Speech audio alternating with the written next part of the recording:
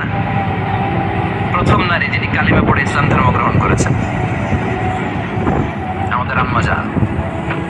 বিশ্বনবীর প্রথম বউ 25 বছর বিশ্বনবীর সাথে সংসার করেছেন, 3 বছর বিশ্বনবীর সাথে জেল খেটেছেন শিয়াবে আবি তালেবে। কেমন বউ, জামাইও জেলখানায়, বউ জেলখানায়। বিশ্বনবীর সবগুলো বাচ্চা সন্তান ছেলে মেয়ে এই মহিলার গর্ভ থেকে এসেছে, একজন ছাড়া ইব্রাহিম। ইব্রাহিম বিশ্বনবীর আরেক বউ মারিয়ার গর্ভে এসেছে, বাকি সব খাদিজার গর্ভে। যে আমরা ফাতেমা, বিশ্বনবীর কন্যার নাম কি? ফাতেমার মায়ের নাম কি? ফাতেমা, রোকাইয়া, উম্মে কুলসুম, এই 4 জনের মাই খাদিজা। আবার আব্দুল্লাহ, কাসেম, এদের মায়ের নামও খাদিজা। বিশ্বনবীর সব সন্তান এসেছে খাদিজার পেট থেকে, বরকত বেশি না কম। বিশ্বনবী ভয় পেলে খাদিজার কাছে গেলে ভয় কেটে যেত, সাহস জোগাতেন, শেল্টার দিতেন, ছাতার মতো মাথার উপরে দাঁড়িয়ে থাকতেন। আল্লাহু আকবার। বিশ্বনবী বলতেন রুজিক তো খাদিজার ভালোবাসা আমার অন্তরে আল্লাহ রিজিক হিসেবে দিয়েছে। আবার বিশ্বনবী বলতেন আল্লাহ যে কিয়ামতের দিন বন্ধু বন্ধুরে চিনবে না, ভাই ভাইরে চিনবে না, কেউ কাউরে চিনবে না, ওই কঠিন দিনে আমি আমার খাদিজারে যেন ভুলে না যাই, আমার খাদিজারে যেন দেখা মাত্রই চিনতে পারি এটা আমার খাদিজা। নিয়ে মা আয়েশা একদিন একটা কটু কথা বলেছিল, এই বুড়ি মহিলা, বুড়ি বউ খাদিজা ইন্তেকাল করেছে, তারপরে কত সুন্দরী সুন্দরী বউ আমরা এসেছি, আপনার ভালো লাগে না?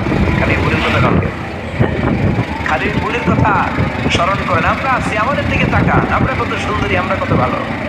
বিশ্বনবী রেগে গেলেন, মা আয়েশাকে এইভাবে ধরলেন। জীবনে কোনোদিন কোনো স্ত্রীর গায়ে হাত তোলে নাই, শুধু ওই দিন মা আয়েশাকে এইভাবে ধরেছিলেন আর বলেছিলেন আয়েশা খবরদার জীবনে এই কথা বলবা না, আমার খাদিজা আমার বিপদের দিনের সঙ্গিনী, তোমরা আমার সুখের দিনের সঙ্গিনী, তোমরা কেউ আমার সাথে জেল খাটো নাই, খাদিজা আমার সাথে জেল খেটেছে 3 বছর। কয় বছর? কি মহিলা ছিল, বিশ্বনবীকে সবসময় আগলে রেখেছে, শেল্টার দিয়েছে, প্রতিভক্ত ছিল। খাবার নিয়ে বিশ্বনবীর জন্য এদিক সেদিক যেতেন, বিশ্বনবী না আসলে খেতেন না। বিশ্বনবীকে কলিজার চাইতো বেশি ভালোবাসতো, প্রতিজা বলবে তাই সত্য। ও মায়েরা, খাদিজাতুল কুবরার জীবনী থেকে আপনাদের জন্য শিক্ষা হলো প্রতিভক্তি। কি ভক্তি? এখন প্রতিভক্তি নাই, আমরা করি নারী ভক্তি। এখন নারী নির্যাতন কমে গেছে বাংলাদেশে, বেড়ে গেছে পুরুষ নির্যাতন। কথা কন, এখন আমরা ভক্তি করা লাগে, আমরা ভক্তি না করলে করে খাওয়ান নাই, এরকম ঝামেলা আছে না নাই? কথা বলেন। মায়েরা, বোনেরা, আপনার স্বামী যদি আপনার উপরে রাক্ষস থাকে, আপনার ইবাদত আপনাকে বাঁচাতে পারবে না। বিশ্বনবী ফাতেমাকে বললেন, ফাতেমা তুমি বিশ্বনবীর মেয়ে হতে পারো, কিন্তু আলী যদি তোমার উপরে রাক্ষস থাকে তোমার সব শেষ, সব শেষ। আবার বিশ্বনবী বললেন, আমি যদি এক আল্লাহ ছাড়া কারো সামনে মাথাটা নত করার বিধান দিতাম, এক আল্লাহ ছাড়া যদি কাউকে সেজদা করতে আমি বলতাম, আমি দুনিয়ার সব নারীদের বলতাম স্বামীর পায়ে সেজদা দিয়ে পড়ে থাকো। এই সম্মান আল্লাহ দিলেন স্বামীকে। আপনার জান্নাত আপনার স্বামীর ভেতরেই। স্বামীকে সন্তুষ্ট করেন, স্বামীর আনুগত্য করেন, দেখবেন ফ্যামিলিটা সুন্দর হবে। আর স্বামীরা স্ত্রীদেরকে ভালোবাসেন, স্ত্রীদেরকে ভালোবাসার গল্প শোনাবেন, দামি দামি শাড়ি কিনে দিবেন, স্ত্রীর সাথে প্রেম নিবেদন করেন, ভালোবাসা নিবেদন করেন, সংসারটারে শান্তিপূর্ণ করে দিবে কে? তার মানে খাদিজাতুল কুবরার জীবনে থেকে শিক্ষা কি? বললা গেছে কি শিক্ষা?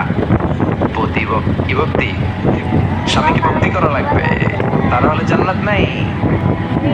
কোরআন 30 পারা, এই সূরা একবার তেলাওয়াত করলে 10 পারার সওয়াব হয়ে যায়, 2 বারে পড়লে 20 পারার সওয়াব হয়ে যায়, 3 বারে পড়লে 30 পারার সওয়াব হয়ে যায়। পড়েন সুবহানাল্লাহ। 1/3 এই পুরো কিতাবের 1/3, 1/3 অফ দ্য বুক, সুলুসুল কোরআন।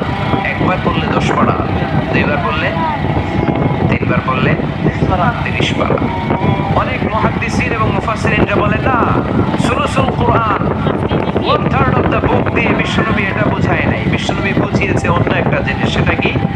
সেটা হচ্ছে পুরো 30 পারা কোরআনের কথাকে যদি আমাকে 3 শব্দে আপনি আমাকে বলতে বলেন যে হুজুর পুরো 30 পারায় আল্লাহ কি বলেছে, আমি বলবো তাওহীদ, রিসালাত, আখিরাত। এই 3টা কথা পুরো 30 পারা কোরআনের ভেতরে আল্লাহ তাআলা আমাদেরকে বলেছেন। তাই কোরআনের যে সূরারই তাফসীর আমি করি না কেন, সেখানে হয় তাওহীদ, নয় রিসালাত, নয় আখেরাতের কথা সেখানে আছে না নেই? এজন্য পুরো কোরআনের শিক্ষাটাকে প্রেসাইজ করলে, কনসাইজ করলে তিনটা শব্দ দাঁড়ায়: তাওহীদ, রিসালাত, আখিরাত। যেহেতু সূরাতুল ইখলাসের ভিতরে তাওহীদের কথা আছে, তার মানে 3 ভাগের 1 ভাগ কথা আছে না নাই? সুবহানাল্লাহ পড়েন। সুলুসুল কোরআন, 1/3 অফ দ্য বুক। একবার পড়লে 10 পারা, দুইবার পড়লে 20 পারা, তিনবার পড়লে পুরো কোরআনের খতম। কিংবা যে 3টা মেসেজ আল্লাহ দিতে চেয়েছেন পুরো কোরআন দিয়ে, তার একটা এই সূরার ভেতরে আছে না নাই? চিল্লায় বলেন।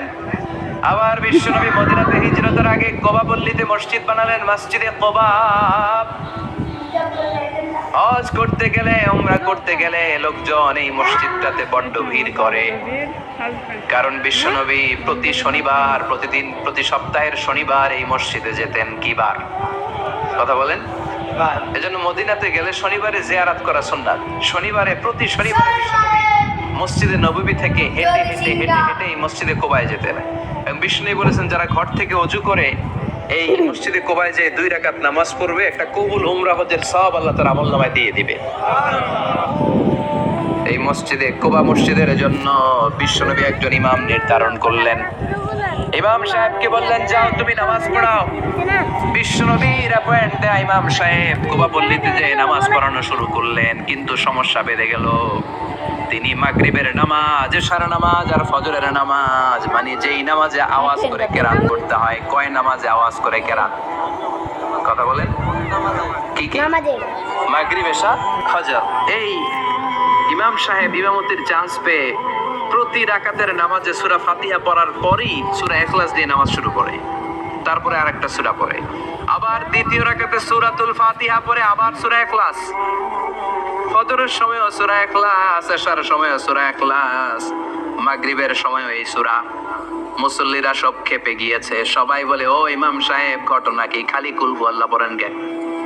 আর সূরা নাই আপনার? খালি কুল হু আল্লাহ পাইছেন নাকি?